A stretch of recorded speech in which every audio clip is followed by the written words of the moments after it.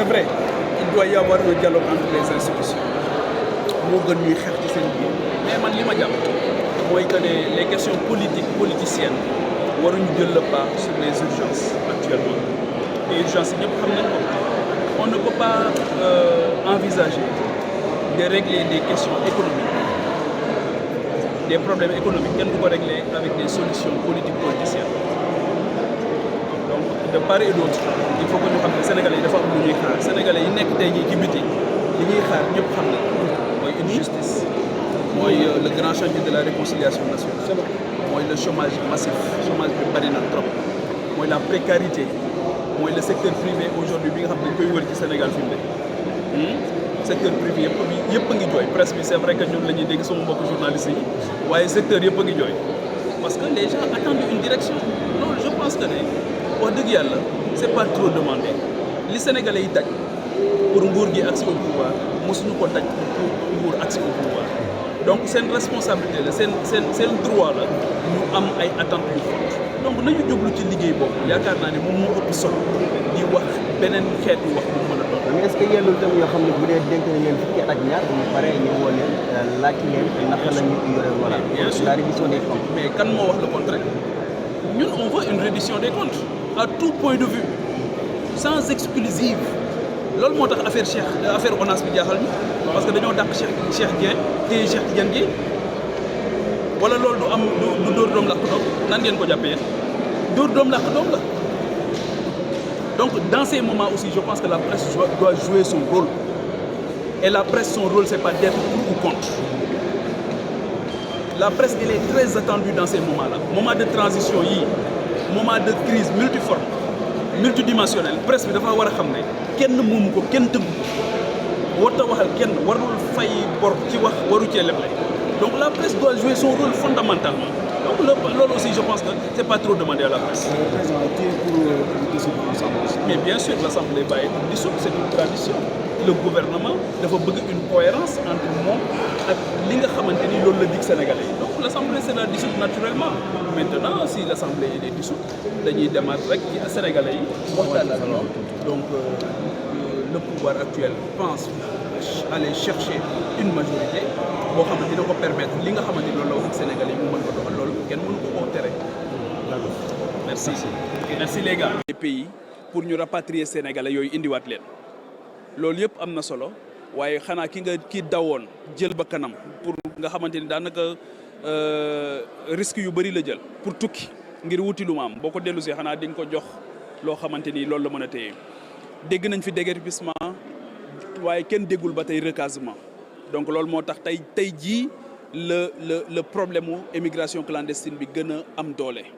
tey jii le problème assainissement gën a am ci Sénégal te pourtant beaucoup de milliards lañ ci dugal ñàkk reddition des comptes ak ñàkk déclaration de politique générale moo tax xamuñu lu xew parce que booy ñëw di def déclaration de politique générale ñaari étape la le diagnostic ak li nga xamante ni moom ngeen di proposer court moyen et long terme amul leneen comme ça se fait partout beneen bi nga xamante ni c'est une question essentielle mooy la question de l'agriculture et de la souveraineté globalement loolu tamit ba tey jii xamuñu lan lañ ci war a def sur le court le moyen di jàpp nañ ne premier ministre ak président de la République mënuñu ci déroger.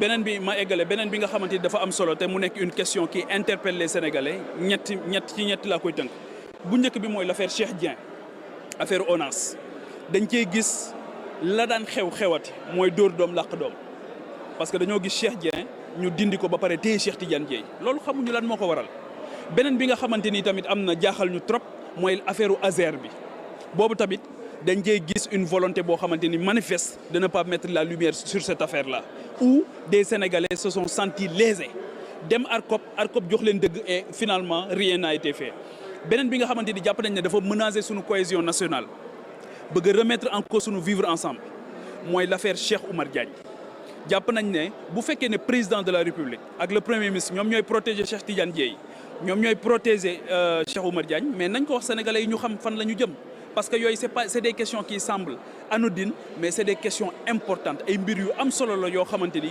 mënoo jóg dal ci pas-pasu nit ñi ci li nga xamante ni moom la nit ñi gëm ba pare nga daal di retourner dem tëddi sa kër tranquillement donc ça on ne l'acceptera pas et nous interpellons le président de la République nous interpellons le gouvernement du Sénégal pour que nous puissions en charge ces préoccupations pour permettre un bon qualitatif. Le grand chantier de tous les candidats qui étaient partis, en liste pour la présidentielle, c'était le chantier de la réconciliation nationale. Ce pays a besoin de réconciliation nationale, ce pays a besoin d'être apaisé. C'est ce que nous réglé ci dëgg lay am.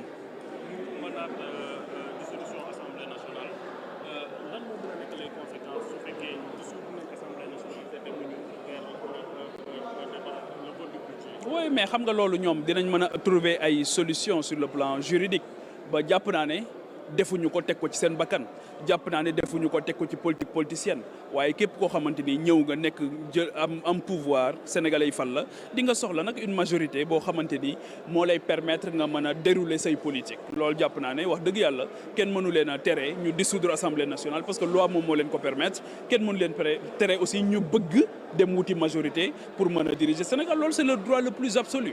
Maintenant les Sénégalais apprécieront le moment venu. Mais maintenant en 3 mois est-ce que mën nañu respecter délai yi en respectant les conditions de loolu seen cëggal guy la ñoom loolu seen responsabilité les Sénégalais apprécieront. Merci les gars. Merci beaucoup. Articles qui ne sont absolument pas, qui n'ont pas été introduits à la régulière. Un nouveau régime qui arrive avec la situation institutionnelle du Sénégal, faire une déclaration de politique générale. Je rappelle qu'il n'y a pas un délai fixé au Premier ministre pour le faire. Avec une assemblée qui inéluctablement sera dissoute, n'a pas de sens politique. C'est ça la vérité. Pour pouvoir faire un coup politique, une motion de censure avant la dissolution.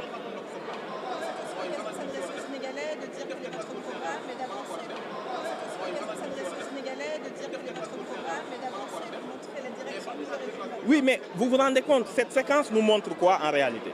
Qu'il n'est pas possible d'initier une loi de finances avec cette majorité.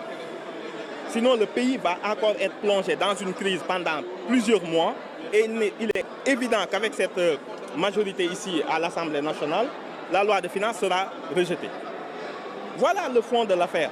Donc la dissolution aujourd'hui est une caractère républicain. On se rend compte qu'aujourd'hui, avec ce qui vient de se passer, juste pour soutenir leurs copains politiques casés dans les institutions dont on ne connaît même, soutenir leurs copains politiques casés dans les institutions dont on ne connaît même pas l'utilité, ça montre quand même qu'on ne pouvait pas faire confiance à ces gens-là, à ce groupe parlementaire de Benno Bokk Yakaar, pour initier et adopter la loi de finances.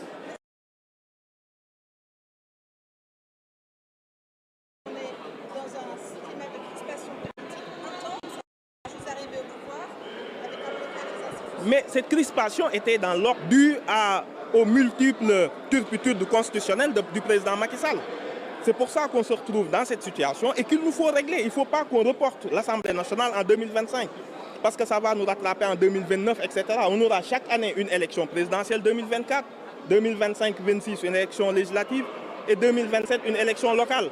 Ce n'est pas possible pour un mandat de faire 3 élections, ce n'est pas possible. C'est pas regrettable pour les Sénégalais qui attendent des mesures concrètes sur l'emploi, sur le chômage, sur les finances et qui voient des hommes politiques s'écharper à l'Assemblée nationale. Non, ce n'est pas des hommes politiques. Vous allez en France, regardez ce qui se passe actuellement avec la motion de censure du président Macron. On est dans plus que ça pour un blocage. Il faut ramener les choses à leur juste proportion. Il n'y a pas de crise. Vous n'avez pas vu les colonnes de gendarmerie. C'est la démocratie qui s'exprime. Eux essaient de fourbir leurs dernières armes. Nous utilisons ce que la Constitution donne au président de la République. Et je pense que toute cette histoire sera réglée bientôt. On n'est même pas à 6 mois. Donc je pense que régler tous les problèmes institutionnels dans ce délai nous permettra d'envisager l'avenir avec beaucoup plus de sérénité. Est-ce que vous dites à vos opposants qui craignent que la campagne électorale à venir soit encore plus électrisée? Les dernières paroles du Premier ministre Wolof laissaient entrevoir une possible chasse aux sorcières. Il n'y aura pas de chasse aux sorcières parce qu'on aurait pu initier cela depuis bien longtemps. Depuis bien longtemps. Et les gens, si vous faites un tour un peu ici au Sénégal, vous demandez à l'opinion, ils vous diront qu'on est trop lent. Mais on veut donner au temps judiciaire la possibilité de regarder les poursuites, non pas suivant un calendrier électoral, mais suivant le temps de la justice. Ça, nous y tenons. Maintenant, le Premier ministre est un homme politique. Dans son discours, il y a nécessairement une dimension politique qu'il ne faut pas aussi monter plus que ce n'est nécessaire. Donc, mais quand il dit qu'il y a 4 personnalités qui ont pu s'échapper et que les autres sont sous surveillance, est-ce que ce n'est pas un facteur d'inquiétude, d'anxiogène anxiogène. Imaginez ce qu'on a vécu les 6 derniers... Imaginez les 12 derniers mois, le climat au Sénégal. Je pense que vous avez marqué, en fréquentant les rues de Dakar, qu'il n'y a plus de chars de forces de l'ordre un peu disséminées un peu partout, comme si la ville était en siège. Il n'y a absolument rien. Il ne se passe rien d'autre que le temps normal de la politique. Et je pense que bientôt, ce sera dépassé. On est plus loin du 12. Voilà. Il y a toujours le 4-5-4-5. Merci beaucoup.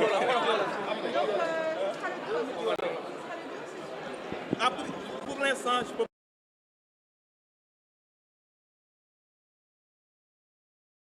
C'est un président qui va décider de cela, bien sûr.